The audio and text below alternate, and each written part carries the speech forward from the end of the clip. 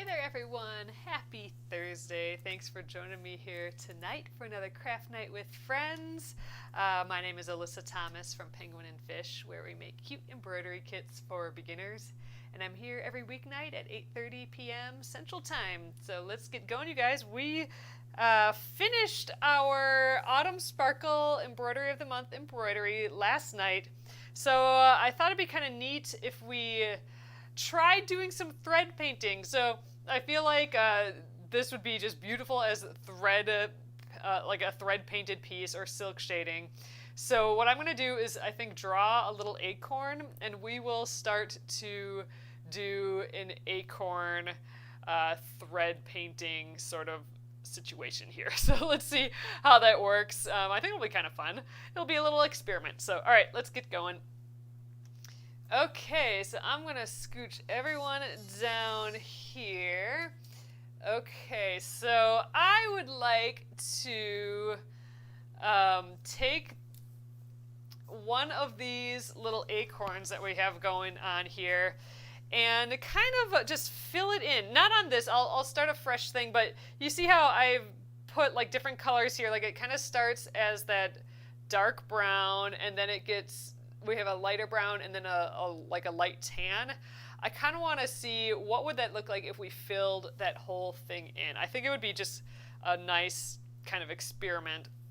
But I'm going to do it on a separate piece. So you could do the fill in the leaf, but I just think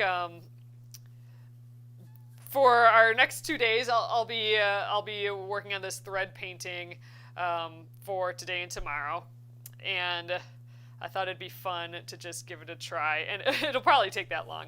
So, all right, I wanted to just start out. Let's draw ourselves a little acorn. I wanted about this same size, just because thread painting takes a really long time. So I wanted to do something just really small there. So let's just draw ourselves an acorn. And I think we'll go something like so, and then we'll get like the little cap on it. And maybe a little stem there. Okay, so I think that's a decent outline of, for an acorn. I think that's kind of cute. I'm not going to spend tons of time on it, but I do want to kind of block it out for color. So silk shading or thread painting allows you to make something like look almost real. So I'm going to kind of shade this in kind of how I'm thinking. And I'm going to use my scraps from the Autumn Sparkle embroidery. So my main colors are going to be this dark brown, this, which is the walnut color, my kind of teddy bear color. So these are going to be good for silk shading because they're pretty close. This one's just a hair darker than that. And then we'll have like a highlight color, and that can be this tan, I think. So I'm just going to think about this. I want maybe, so this part of the acorn is probably really smooth looking. So I think I'm going to have like this part as a highlight, and then maybe here, maybe like the edge is the dark brown, like so. So we're just kind of drawing ourselves a little design here. Oh, is it being weird on Facebook? Amy says hello in case your Facebook has trouble.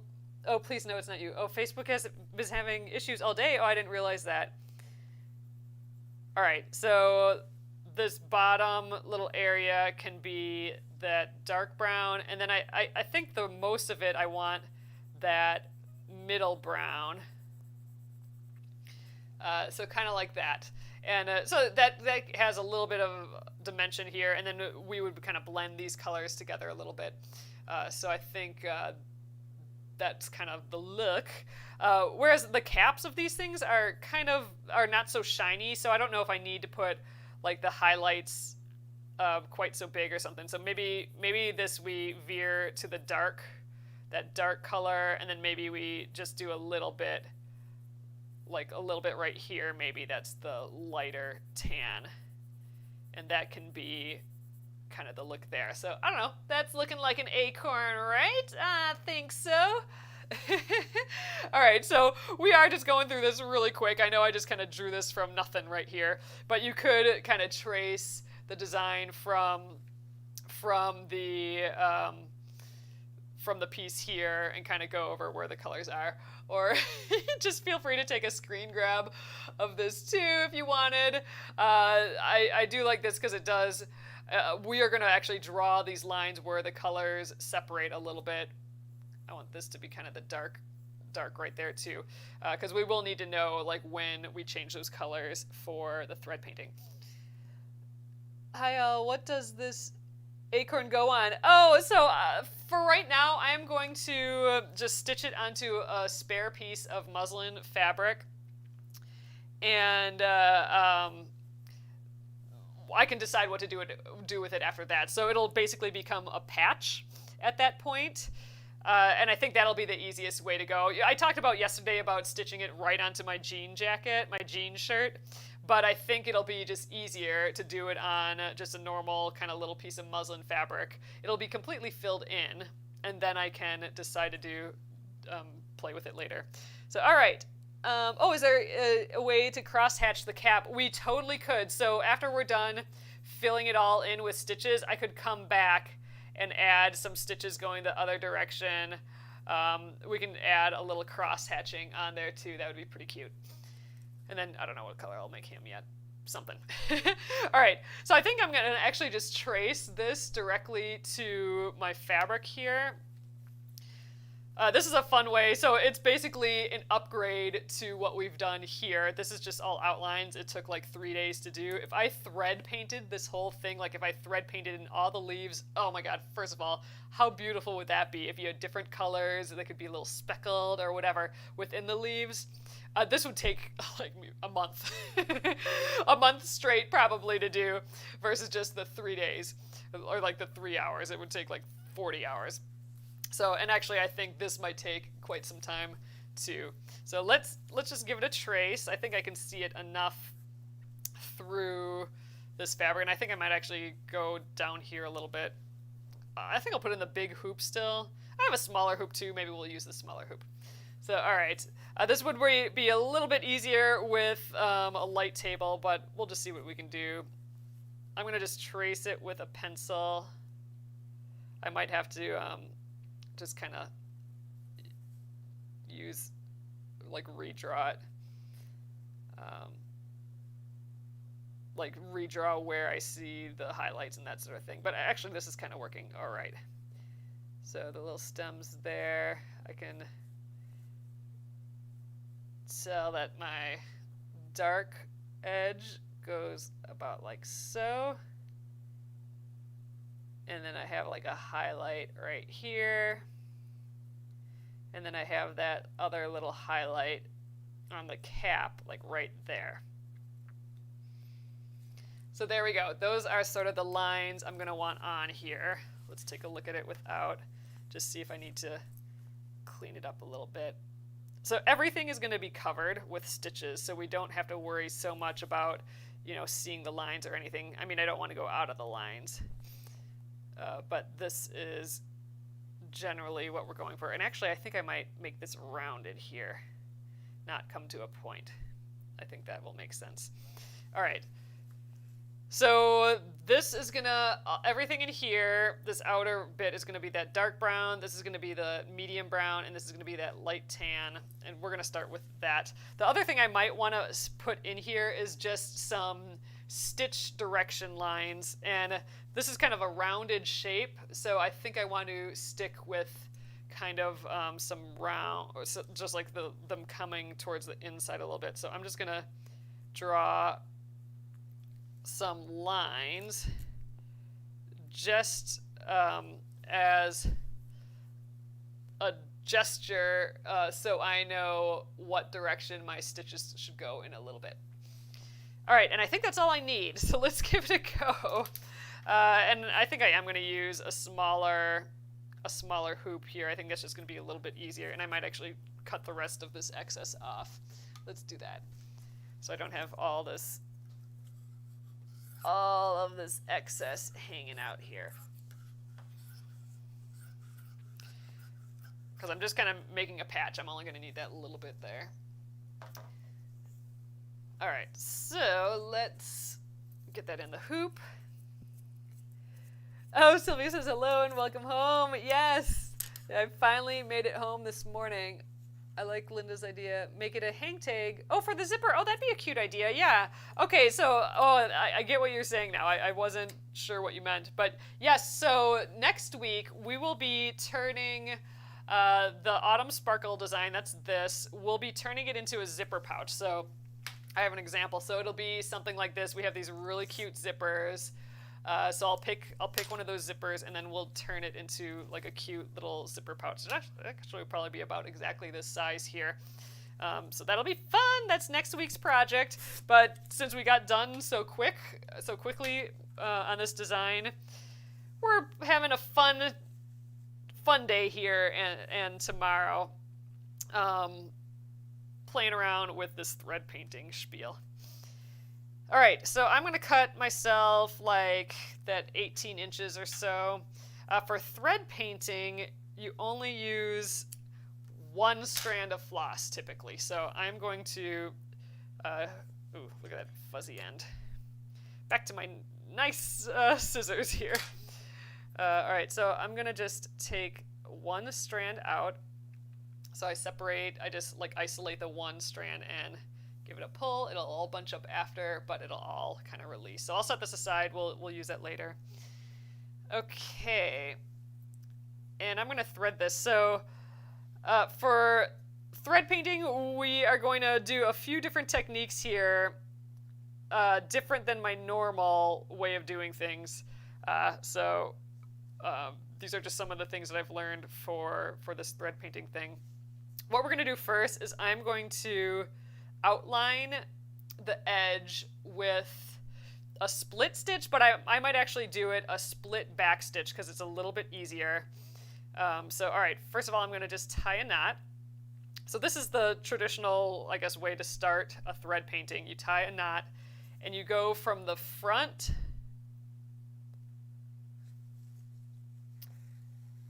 so your knot's just kind of hanging out there on the front, and then you come up in your piece. I'm going to come up where I'm actually going to use this color, and then you just make like 2 tiny stitches, and that kind of locks it in place. You can sometimes just do an X. So that'll lock this in place for later. It's kind of like weaving in the ends a little bit, or it will be, because we'll be stitching a lot on top of it. I think with thread painting, you would typically also have your hoop like in a holder or something. So this is going to be a way where we don't ever really have to go onto the back of the embroidery. So we'll see how that goes.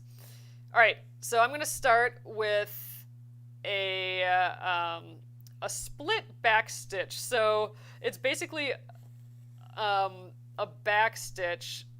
So I think typically you would do a split stitch, but I think that's really hard with one strand of floss. So an easier way is to do a split back stitch. So, okay, so that's my first stitch, and I'm going to come up along the line, and instead of going back in the same hole like a normal back stitch, I'm going to go a little further, and I'm going to stab right through that last stitch. So it's actually going to look exactly like a split stitch. So this is an extra little bit. You could probably start on, you could probably like skip this step, but this traditionally you would outline your shape like this. It's going to make it so there's no like holes along your edge, and it's also actually going to add a little like lift to all your stitches too.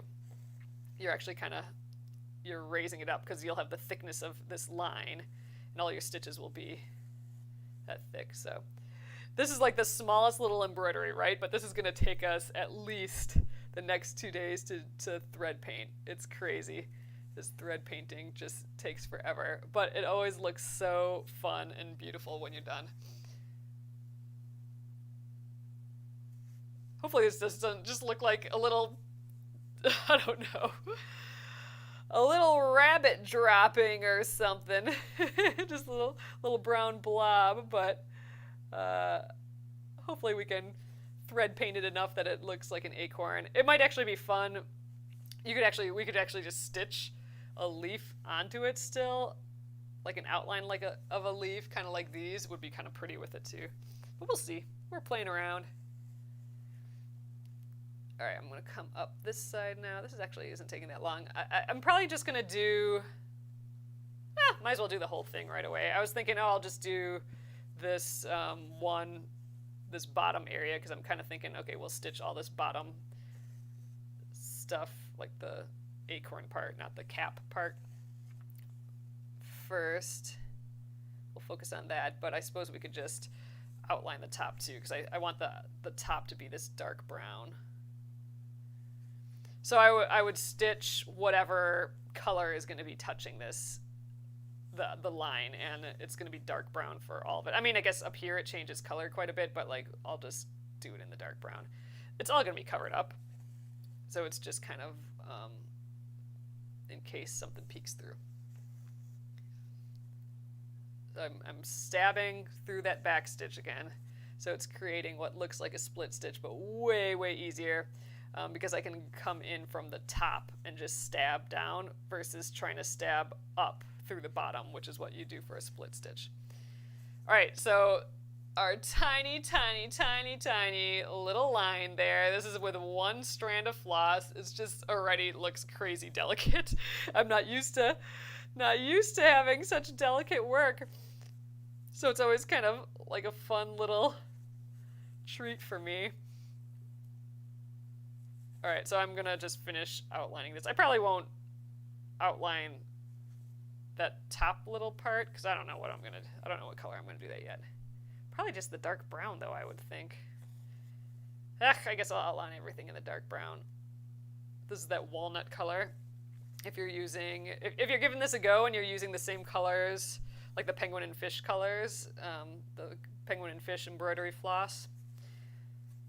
This is the walnut color, so we're using the walnut to stitch an acorn, which is kind of funny.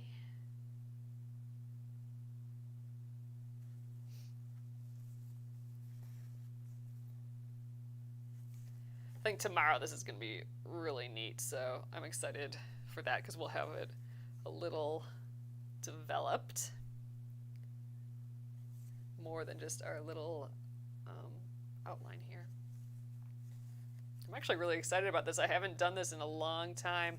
Actually, I don't think we've thread painted since we did that whole thread painting tutorial last year for the Your Sweet embroidery. So we did basically a peach and a strawberry and some text. And I don't think the strawberry was any bigger than this. The peach was a hair bigger. A lot of text, which took some time, but it was pretty fun. So it feels good to be doing it again. Ooh, and I might have just enough floss for this. That'd be fabulous.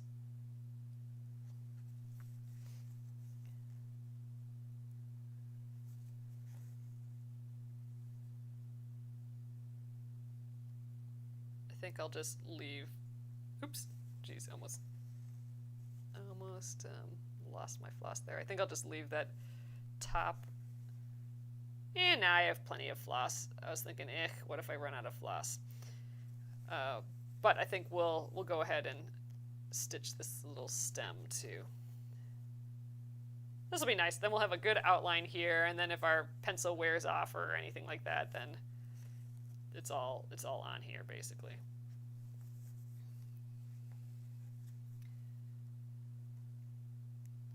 But yeah, soon we'll get into the actual filling in the shape, and that's the fun part.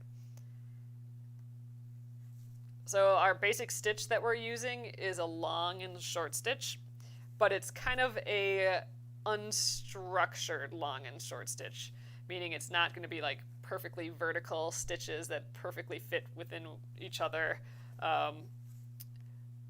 It's going to be like it's going to be angled and they'll overlap a little bit. but that's what'll help blend it all together. But in theory, it's still ultimately just a long and short stitch. All right, and we're just about there. And the way we end floss in thread painting is a little bit different as well than our normal like weaving in the ends. Again, I think the goal is to never have to like flip the work over, so we can always see what we're doing here. And if this is in a stand, like if we're working on this for ages and it's in a stand and we have both hands available, then we wouldn't want to do that. Wouldn't want to like keep flipping it around. So it's basically the same way we started. We just do a little two little stitches and you can cross them over. I'm just stitching in where it would be the same color, but you could stitch like anywhere in here because we're gonna be covering everything up. So that's that, and then I'm gonna just come out somewhere and let that little strand dangle like that. That's it. I might actually just snip it down just so it won't be in our way. And there we go. I actually could have just started thread painting with that thread, but I didn't have much left, so it was time to start a new strand anyway. But all right, so we have our lines ready to go, our little base of what the plan is here. Okay, so next up I'm gonna get a new piece of this brown, and we will start filling in this bottom area here. We have that little line. We are actually going to go to that line and into the next shape. So we'll actually be like bleeding into this other shape quite a bit. But it will ultimately, we'll have that other color going for it too. So all right, I have my thread here again. I'm just going to get one more strand. It just makes me laugh because we just have like, I don't know, this is even less than 18 inches, less than what I usually take, and I still have, 5 strands left in here. It's just funny to me that, because this is gonna last a long time, this little cut of thread, since we're just using one. All right, so just threading again, and we'll start the exact same way. I'll just tie a little knot on the front, and there we are. And I'm just going to come in the front again here, just anywhere. We'll snip all those off later. All right, so now we're going to get into the actual long and short stitch. So I am going to try and follow my little guidelines. So we have our shape. I want to go, that's kind of like the median area of these stitches. So for a long and short stitch, we'll have a short stitch, then a long stitch, then a short, then a long, and short and long. We're just going to keep trading off short and longs. And this line that we drew as our guide, that's going to be kind of like the median of where those colors are going to cross over each other. So I'm going to just start. I think I'll start. Should I start on the outside or the inside? I think I'm going to start on the outside. So I'm going on the outside of our line. So I'm on the edge, but I'm actually on the outside of where we just stitched. So just right on the outside. I want to be stitching over this line, not like through or anything like that. And I'm going to just stitch one little short stitch here. There we go. I'm going to go back on the other side of that line and do a long stitch. And this is going to go up into that other shape here. And actually what we can do is I have these long stitches on here drawn already, those guides. I'm going to just go through all of those. We can go top to bottom too. We can go back and forth. I'm going to get all of those guides on here. This will help me know where to turn, to change my angle slightly during the process. So I think this will just be a little helpful guide here. So these all represent like long stitches here. All right, so I think since I'm on this side now, I will start the long and short stitches there. So these stitches I just did are going to help me with my angle. All right, so I'm gonna just do like a little short stitch. Now, my long stitches aren't going to be that long on this side because I have this highlight here, and the colors get kind of crowded here on purpose, so they'll blend together, but we're going to just start by kind of getting our little short and long stitches. We can always add more. So short stitch, then a long stitch, and I'm kind of angling. I'm starting to hopefully shift that angle a little bit.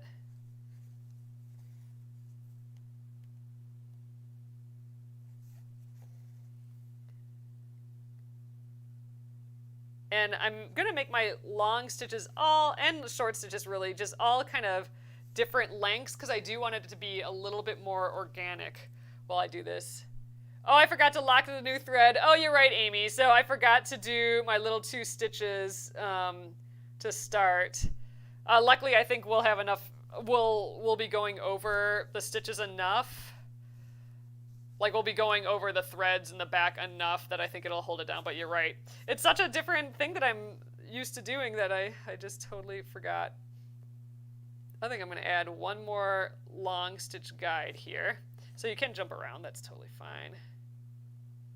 Just so we can get that gradual angle here. It's going to look crazy, like this crazy little spider thing for now, but as we get the additional colors in, it's going to really start to develop, I think. First up, we're getting this outside edge, which we want that dark brown for. So again, it's just trading off those short and long stitches. I'm just excited for this. This will be neat.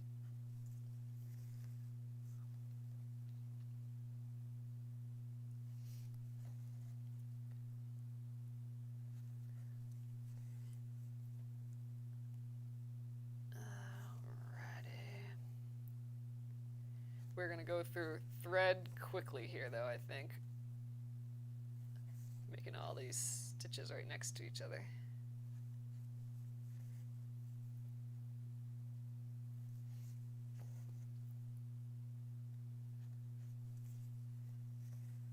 But yeah, so this is going to be the darkest, the edge is going to be the darkest part of the acorn. I'm really hoping that it's going to look more golden, like that golden brown.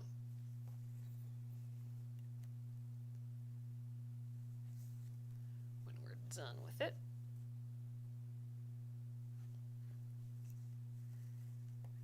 Oh, I didn't use thread conditioner. I suppose you could. I just don't have it near me. But yeah, I think it'll be fun. That'd be fun to use the thread conditioner for this too. Yeah, I think it's working fine without right now. All right, I'm going to put one more long one right here. There we go. Actually, probably right at this point here, let's do another long one. There we go. Then we can fill it in with a couple little short ones and another long one. I think the middle color, that's when it's going to start to get fun.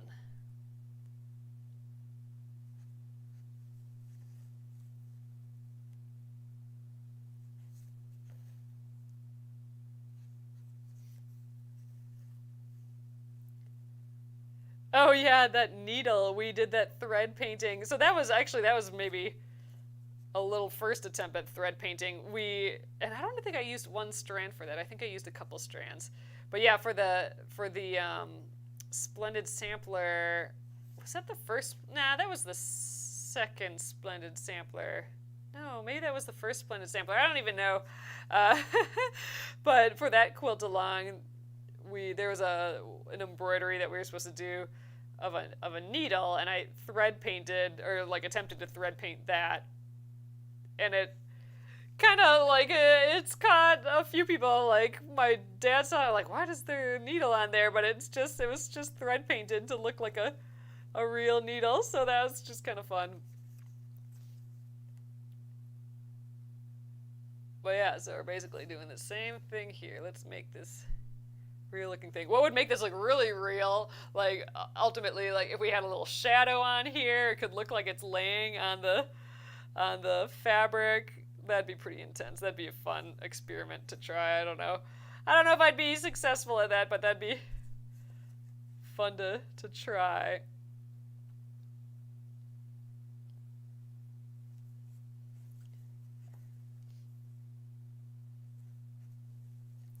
We are going to come back with this brown too. So as we work on the second brown, that middle color, I'll be able to, if I feel like I need to add a stitch or two of this brown, we'll be able to do that. So I might do this technique called parking, where we have a couple different needles with two different colors on going at the same time. So we'll see. I think I'm definitely going to need another piece of this brown before I'm going to put another long one here before I make it all the way around. And I know that the cap, I want brown, this dark brown too, but I'm going to wait on that. I'm going to just work on this middle area first. One thing at a time.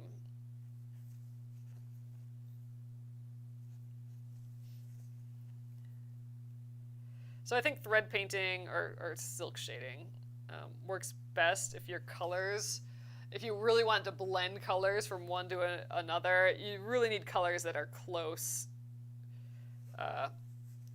in value and hue and all that. So like if you have too big of a jump, like if I went from brown to like pink, for example, that would be a pretty harsh color change.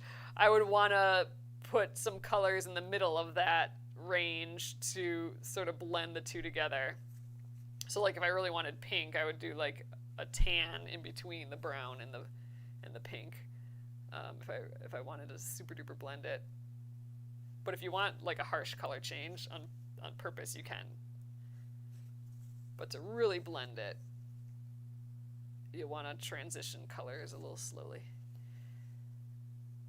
Do the extra needles allow me to do more shadowing? What the extra needles allow is to have the other color of thread available to you at any moment you need it. So as we keep going here, where I might like stitch a little bit too much of the second color, and I might be like, dang, I wish I had a little bit more dark brown there. Then my needle would be loaded with the floss right there, ready to go, and I could just park the second color and then come back with the darker color. So it's literally just to, yeah, it's for efficiency. So I can just grab the other color quickly and not have to like start a whole new piece of floss and all that. So that's kind of the deal. All right, I think this is gonna be my last stitch with this floss.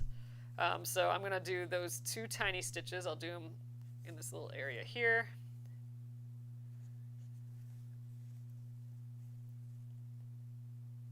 Little crossover. I don't think you really need to cross it over, but I like this. Someone suggested that, and I like it. It makes sense to me. All right, I'm just going to come out here and just trim it a little shorter so it's not in my way. Okay, and we still need another piece. So this will be my third single strand from here. All right. And then we'll be switching to the teddy bear color. That'll be fun.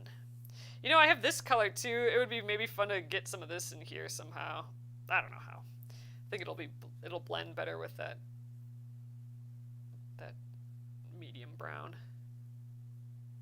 Oh, Amy says it was the first blended sampler that we did that needle embroidery. Oops, I just did not tie that in a knot. Oh, you use metallic thread for the needle. Oh, that makes sense. Okay, last little bit, I will do those 2 little stitches. I could actually come up here and do the stitches. I know all this is going to be brown eventually. And really, you could come right in the middle too. But just in case some of my stitches, you can see through them, I'll go up here. All right, there, I'm kind of locking that thread in place. And we'll finish up this little edge, and I'm going to do one big one here, again, just to help guide me. But I'll finish up this edge, and then we'll start the second color. So we'll definitely be starting the second color. We'll be doing the second color for a little while. There's going to be a lot of stitches. Kimberly's saying, I don't understand why you're pulling the excess thread out to the side and have it sticking out in front of your work. Okay, so the reason for this like goofy way of starting and this goofy way of finishing, this is like the traditional way of doing it. So and the reason, from what I can tell, is I don't want to spend a whole pile of time like going to the back of my piece and weaving in ends and flipping to the front and all that, especially if I have a big piece that I'm working on. And this might actually be in a stand as well, like an embroidery stand while I'm working. So instead, I am always staying on the front. I am never flipping it over to the back like this. This kind of allows me to do that. So later, like at any time, if I want to just clean this up a little bit, I could flip it over and then just snip all these ends off. Or I could actually just snip all the ends off here, really. They won't fall away because we've stitched over those so many times with all these stitches. So it's just, I think it's a technique just so I don't have to be constantly flipping my piece over every time I want to change colors or weave in an end or anything like that. So I suspect that's the real reason. Again, it goes into that efficiency scenario. And one thing that I'm not doing efficiency-wise that would help is having that embroidery stand. So like if this was clamped in, I could be stitching, this hand could be going at the top and this one could be going at the bottom, and I could be going like super fast. I mean, where this is like thread painting, if I was doing a huge design, like if I was doing a big like floral design or something, I mean, that would take ages. So any way to be more efficient and speed up the process, I think the better. I think that's kind of the goal. So this way of starting and stopping is just and having them out the front here is just a way to not have to flip over to the back all the time. And we can always just clean those up all at once later. Oh, Sharon says, this is neat. I never saw thread painting before. Yeah, we did one project last year, but that's really it. I think this is going to be my last stitch there. So there's a little one. All right, the real fun is going to come next, where we start the second color. So there we are. That's our first color. And again, I'm not going to weave in the ends. My instinct was to flip over just then and weave in these ends. Oh, but what I'm going to do now is, okay, so now I'm going to do this thing called parking. Because I have all this floss here still, and I might still want to use it. So I'm going to get a second needle. So what I did, so I did not do those 2 stitches here. I'm only going to do that when I want to start and finish completely, but I might need this floss still. So what I did is I came up within my shape. Ideally, you want to come up within your shape versus outside here. You can come up outside here, but it's a little bit better to do it within your shape. And then I'm going to just stick my needle up there. So that is me parking my needle. Right like so. So he's going to just hang out. I can even, go like that. So now what I'm going to do is I'm going to get a second needle. Let's see what I got going on for needles here. All right, so I'm going to just grab a second needle. And, ooh, this one's a little bent. This one's going to be my second color needle. And again, the reason I'm doing this is just in case I want to come back into my piece and add a couple more stitches of that dark brown. It's right there for me to do that. And I'll show you that as we get going here. We'll do some. So, all right, let's grab, I don't know, my 18 inches or so of floss again. Grab my single strand from here. There we are. Set that aside for later. I'm sure we'll need plenty more strands. Thread that needle. Okay. And tie a little knot. And I should be doing it like the quilter's not like this. I keep trying to go around my fingers, but there I can go around the needle and then just hold those loops and pull all the way through. And there I got my knot at the end.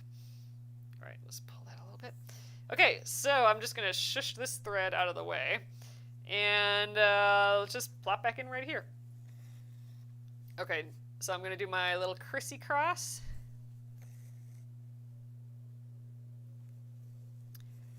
All right, and this is gonna be basically like a row 2 of a short and long stitch, which ends up being all long stitches that are kind of stair-stepped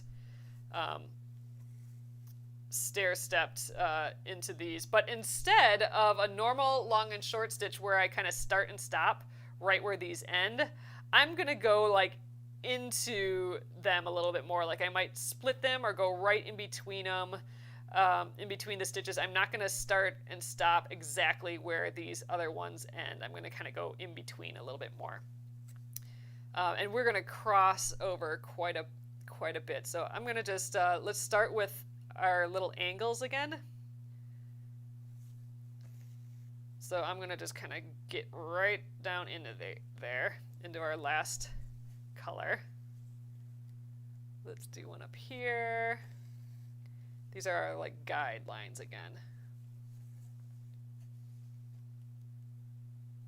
Because I'm kind of going around that highlight a little bit, I guess. And I could go like way, like the more you cross over into the other color, the more blended it's gonna look. It's kind of, it doesn't feel right all the time going, like I'm gonna go way to the end here just about. It feels weird to go that far in, but remember you're only like one strand of floss that's a similar color, so it's all gonna kind of get tucked in there. I am going into where this highlight is gonna be a little bit. But yeah, I'm going way deep into these other brown stitches. Oh, this one should go like maybe straight down. I am trying to go at a similar angle to the dark brown ones. So we'll have to do some sharp turns in here. That's why I'm doing like these guides a little bit first. And then on this side, I wanted them to be kind of shorter because I wanted the color change to happen faster. So the broad gestures are going to be on this side, I think, of this color.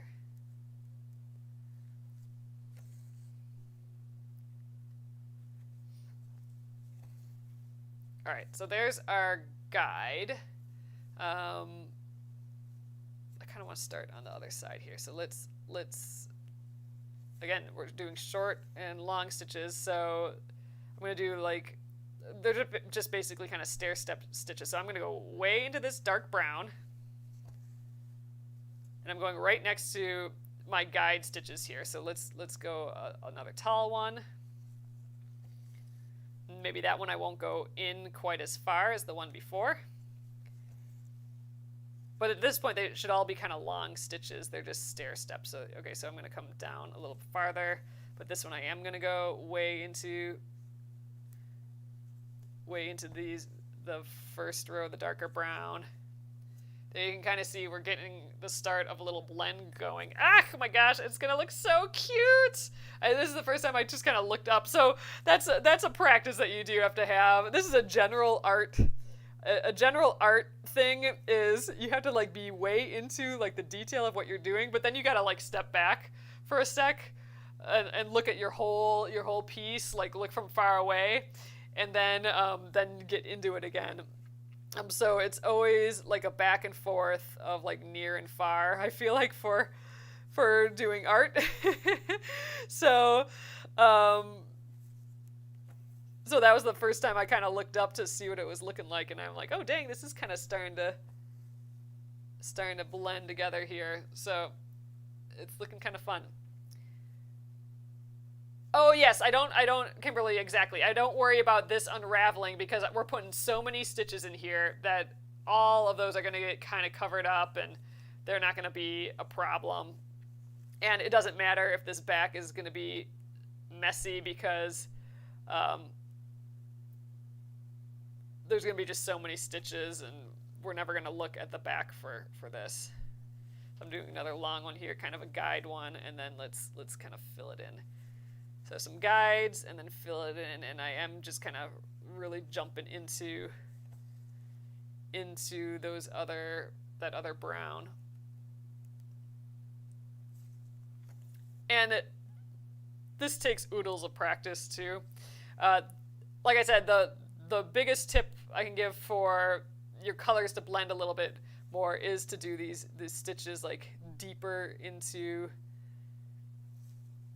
the previous row than what you're expecting to. And let's do that parking thing, for example. So let's say I'm like, I feel like I'm losing some of my dark brown here. Let's just say I'm thinking that. I don't know if I'm really thinking that, but so okay, I want to turn back to the dark brown. So I'll park this one. So I just came up, and I can go grab my other color, and I just have to go right back in that same hole. And if it doesn't work out perfectly, it doesn't matter because we'll be covering up that area later. And then I can come back here, and let's say I wanted a little bit more of that dark brown to shine through, like right here maybe, let's just say. So I'm like, okay, I needed an extra stitch there. That didn't work out. I want that extra stitch. There we go. And maybe I want a few more to blend it even more. So let's get our long stitches, like deep brown, dark brown stitches that go really deep into that light brown.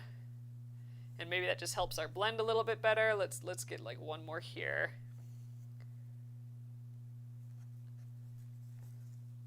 There we go. Like our blending might just be, I don't know if that was a good thing to do or not, but like, anyway, but that's how you park. I just wanted to show you guys that. So then let's say I'm done with that brown. I don't want that anymore, so I can just park them up there again and then get my other color back down here.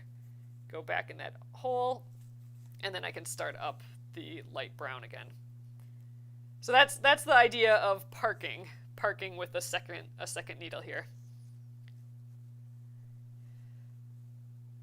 Oh, I may have been. Did your friends? Oh, love the flowers. Oh, yes, they did. They did like they liked their flowers, their embroidery flowers. So yeah, so that's those flower embroideries that are up in the shop now.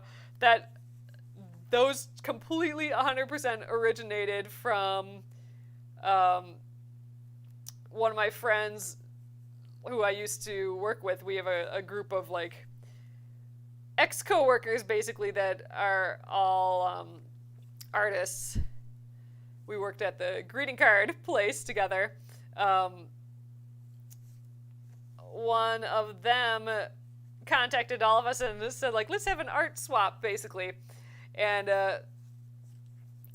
we each had a month, and mine was September. And there's 6 people total, so I had to do art for 5 people, and it could be whatever you want, basically. And so I thought I'd stitch each one of them in embroidery, and then I'm like, these are really cute, and so I made them into patterns or kits as well. But yes, so they each got their finished embroidery, and then they got a kit of a different one of the flowers, so that they could make another one if they wanted, and then like a notepad and stuff too. I think I threw in there. So fun little fun gifts. That was a fun project. I had a good time. Nice to be included with such nice people. I'm gonna do like one big stitch here. I feel like I have a lot of start and stop stitches there. Let's go all the way to the end here. All right, now I'm gonna kind of circle around this side. Almost out of floss here, so we'll start up another one soon here. But hey, it's looking blendy, I think. Kind of fun.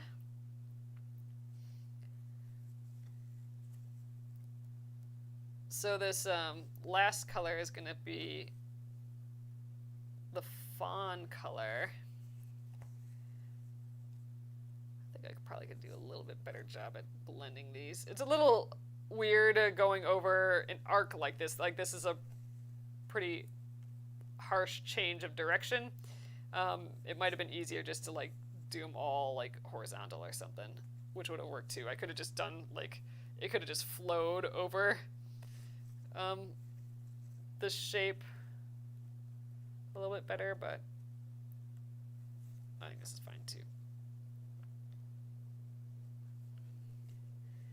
Alright, getting a few more stitches, just kind of some guide stitches with this tan, and then I'll go back and fill it in again a little bit. But I could actually,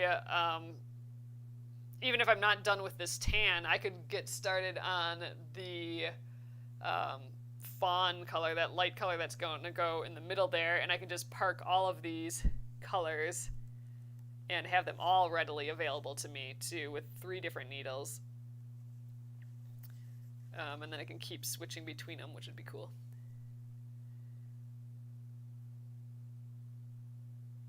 Oh, Kimberly's asking, you may have already said, but since this isn't part of the embroidery of the month, what do you do with this acorn when you finish it? Do you apply it to the other piece? You can do whatever you want. We have a few ideas going so far for what I can do with this. One is to turn it into like the zipper pull. I'm not quite sure how I would accomplish that yet, but I think that sounds doable. Like, I could turn this into make it into a patch, and then, I don't know, maybe put like a felt backing on. Ooh, got a little fuzzy there.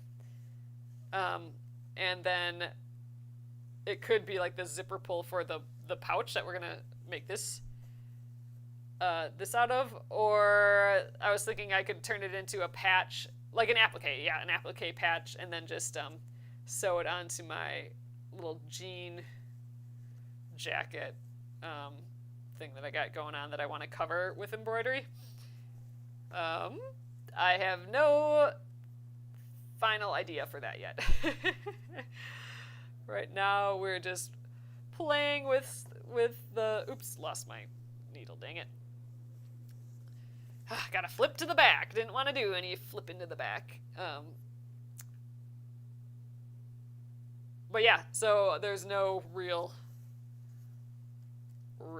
anything that we're gonna do with it. All right, so I'm actually gonna stop this. I think I have barely any thread left, so I'm gonna stitch my 2 little anchory stitches, and then I'll come up on the edge again.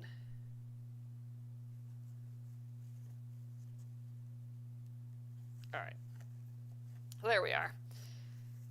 So we got it going right there a little bit, and you know what? It's a little later than I thought it was now. So I think I'll probably just leave it here tonight. But this is actually quite a bit farther than I thought we'd get tonight, especially because I knew we had to do all that outlining and everything. So we got this guy parked here for later, which is fine. We're gonna need him for this cap still, and we might want him just available for down here yet to blend it a little bit more. But dang, from far away, this is looking like, it's looking kind of real. I think it's looking kind of awesome.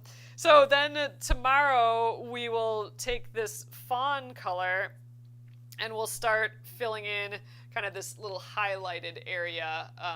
So that's going to be like a bigger shift in color from, you know, like these 2 browns are pretty close, so it's like a nice gradient. This is not as close in value to these, so this is going to be like a bigger jump in color, so it's going to be like a harsher transition, but I think that's kind of what we want for like a highlight. It'll be very similar to what we see here, where we can see a little bit of that fabric behind, so we'll shape that a little bit, hopefully.